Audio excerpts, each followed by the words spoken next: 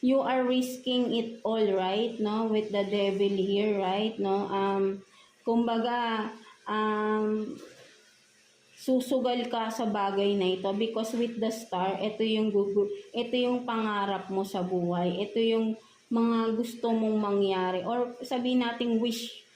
Mga sabihin natin, no, ito yung parang sabihin natin na ano to no, for some of you, no, ang nakikita ko rito, no, parang you are being addicted to something, to a person, something like that, na parang gagawin mo lahat para sa tao na ito, no, because siya yung ninanais mo, siya yung dinidesire mo na tao, no, something like that, no, mga Leo natin, right? No, so for this, no, you are ready to take to risk it all, no, something with the devil, right?